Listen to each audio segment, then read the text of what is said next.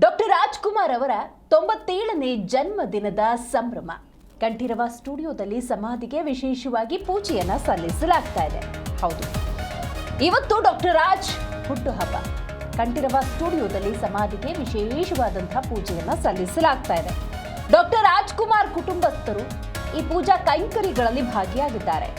ಜೊತೆಗೆ ಡಾಕ್ಟರ್ ರಾಜ್ಕುಮಾರ್ ಸಮಾಧಿಯತ್ತ ಅಭಿಮಾನಿಗಳ ದಂಡು.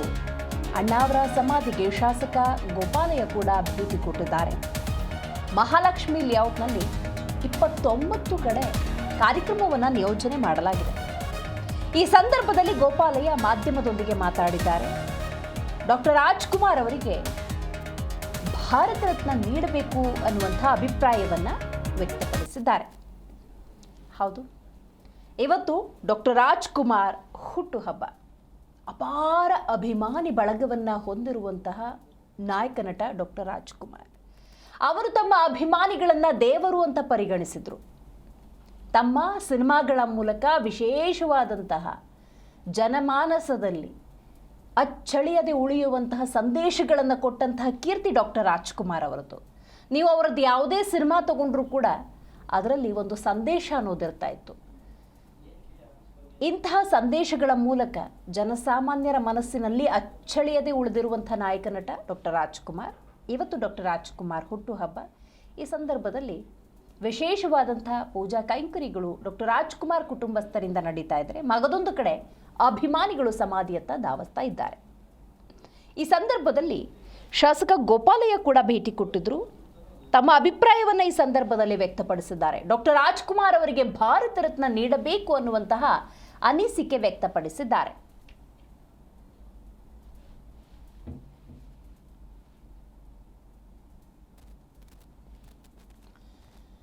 ಡಾಕ್ಟರ್ ರಾಜ್ಕುಮಾರ್ ಹುಟ್ಟುಹಬ್ಬದ ಹಿನ್ನೆಲೆಯಲ್ಲಿ ಅಭಿಮಾನಿಗಳು ಡಾಕ್ಟರ್ ರಾಜ್ಕುಮಾರ್ ಸಮಾಧಿಗೆ ಭೇಟಿ ಕೊಡ್ತಾ ಇದ್ದಾರೆ. ಈ ನಿಟ್ಟಿನಲ್ಲಿ ನಮ್ಮ ಪ್ರತಿನಿಧಿ ಭವ್ಯ ಸುನಿಲ್ ಪ್ರತ್ಯಕ್ಷ ವರದಿ ಮಾಡಿದ್ದಾರೆ. ಬನ್ನಿ ನೋಡೋಣ. ಡಾಕ್ಟರ್ ರಾಜ್ಕುಮಾರ್ ಅವರ ಹುಟ್ಟುಹಬ್ಬ. ಸದ್ಯ ನಾನೀಗ ಅವರ ಸಮಾಧಿ ಬಳಿ ಇದ್ದೀನಿ. ನೀವು ಈಗಾಗಲೇ ದೃಶ್ಯದಲ್ಲಿ ಕೂಡ ನೋಡ್ತಾ ಇರ್ಬೋದು. ಡಾಕ್ಟರ್ ರಾಜ್ಕುಮಾರ್ ಅವರ ಹುಟ್ಟುಹಬ್ಬ ಹಿನ್ನೆಲೆ ಅಣ್ಣವರ ಸಮಾಧಿಗೆ ಭೇಟಿ ಕೊಟ್ಟು ಈಗಾಗಲೇ ಬಹಳಷ್ಟು ಅಭಿಮಾನಿಗಳು ಒಂದು ಅಭಿಮಾನವನ್ನು ಕೂಡ ವ್ಯಕ್ತಪಡಿಸ್ತಾ ಇರುವಂಥದ್ದು. ಈಗಾಗಲೇ ಡಾಕ್ಟರ್ ರಾಜ್ಕುಮಾರ್ ವರನಟ ಅಂತಲೇ ಹೇಳ್ಬೋದು. ಅವರ ಹುಟ್ಟುಹಬ್ಬದಿಂದ ಸಮಾಧಿಗೆ ಬಂದು ಬಹಳಷ್ಟು ಅಭಿಮಾನಿಗಳು ಪೂಜೆಯನ್ನು ಕೂಡ ಸಲ್ಲಿಸ್ತಾ ಇರುವಂಥದ್ದು. ಕಂಠೀರವ ಸ್ಟುಡಿಯೋದಲ್ಲಿರುವಂತಹ ಡಾಕ್ಟರ್ ರಾಜ್ಕುಮಾರ್ ಸಮಾಧಿ ಏನಿದೆ, ಸರ್ಕಾರ ವತಿಯಿಂದಲೂ ರಾಜ್ಕುಮಾರ್ ಅವರಿಗೆ ಗೌರವವನ್ನು ಕೂಡ ಈಗಾಗಲೇ ಅರ್ಪಣೆ ಮಾಡೋದಕ್ಕೆ ಆಯೋಜನೆ ಮಾಡಲಾಗಿದೆ. ಈಗಾಗಲೇ ವಿವಿಧ ಕಾರ್ಯಕ್ರಮಗಳನ್ನು ಕೂಡ ಆಯೋಜನೆ ಮಾಡಿರುವಂಥದ್ದು. ಸಾವಿರಾರು ಸಂಖ್ಯೆಯಲ್ಲಿ ಅಭಿಮಾನಿಗಳು ಬಂದು ಇವತ್ತು ಡಾಕ್ಟರ್ ರಾಜ್ಕುಮಾರ್ ಅವರ ಸಮಾಧಿ ಬಳಿ ಒಂದು ಅವರ ದರ್ಶನವನ್ನು ಕೂಡ ಪಡೀತಾರೆ. ಅಷ್ಟು ಮಾತ್ರವಲ್ಲದೆ ಈಗಾಗಲೇ ಅವರ ಕುಟುಂಬಸ್ಥರು ಕೂಡ ಬಂದು ಪೂಜೆಯನ್ನು ಕೂಡ ಸಲ್ಲಿಸ್ತಾರೆ. ಪ್ರಮುಖವಾಗಿ ಈಗಾಗಲೇ ಬಹುತೇಕ ಖ್ಯಾತ ಕವಿಗಳಾಗಿರ್ಬೋದು, ಪ್ರಮುಖವಾಗಿ ಎಲ್ಲರೂ ಕೂಡ ಬಂದಿರುವಂಥದ್ದು. ಸರ್, ಅಣ್ಣವರ ಬಗ್ಗೆ ಒಂದೆರಡು ಮಾತು ಹೇಳೋದಾದರೆ ಏನು ಹೇಳ್ತೀರಾ? ಎರಡು ಮಾತು ಅವ್ರು ಹೇಳೋದ. ರಾಜ್ಕುಮಾರ್ ಕರ್ನಾಟಕದ ಬಹಳ ದೊಡ್ಡ ಸ್ಮಿತೆ. ರಾಜ್ಕುಮಾರ್ ಅವರು ಮೂಲತಃ ರಂಗಭೂಮಿಯಿಂದ ಬಂದರು, ಆಮೇಲೆ ಸಿನಿಮಾ ಕ್ಷೇತ್ರವನ್ನು ಪ್ರವೇಶ ಮಾಡಿದರು. ಆದರೆ ಸಿನಿಮಾ ಕ್ಷೇತ್ರವನ್ನು ಮೀರಿದ ಕರ್ನಾಟಕದ ಒಬ್ಬ ಸಾಂಸ್ಕೃತಿಕ ನಾಯಕರಾಗಿ ಬಹಳ ಮುಖ್ಯ ಆದರು.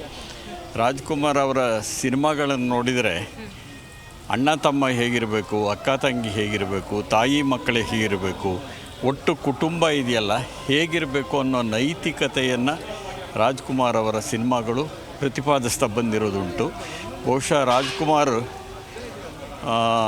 ಒಬ್ಬ ಭಕ್ತಚೇತ ಅನ್ನೋದರಿಂದ ಹಿಡಿದು, ಅಂದರೆ ಚಮ್ಮಾರನಿಂದ ಹಿಡಿದು ಚಕ್ರವರ್ತಿಯವರೆಗೆ ಪಾತ್ರ ಮಾಡಿದ ಏಕೈಕ ಕಲಾವಿದ ಭಾರತದಲ್ಲಿ ಡಾಕ್ಟರ್ ರಾಜ್ಕುಮಾರ್ ಅವರು. ಅವರ ಸಿನಿಮಾ ಚರಿತ್ರೆಯನ್ನು ಹೇಳುತ್ತೆ, ಪುರಾಣ ಹೇಳುತ್ತವೆ, ಸಾಮಾಜಿಕವಾದಂಥ ವಿಚಾರಗಳನ್ನು ಹೇಳುತ್ತವೆ. ಆಮೇಲೆ ಅವ್ರ ಬಗ್ಗೆ ಬಂದಿರೋ ಪುಸ್ತಕಗಳಿದೆಯಲ್ಲ, ಭಾರತದ ಯಾವುದೇ ಸಿನಿಮಾ ಕಲಾವಿದರ ಬಗ್ಗೆ ಬಂದಿಲ್ಲ ಅಷ್ಟು ಪುಸ್ತಕಗಳು ಬಂದಿವೆ. ಅವರು ಜನ ಬಹಳ ಮುಖ್ಯ ಅಂತ ಭಾವಿಸ್ಕೊಂಡಿದ್ರು. ಹಾಗಾಗಿ ಅವರೊಬ್ಬ ಜನನಾಯಕ, ಜನಪದ ನಾಯಕ.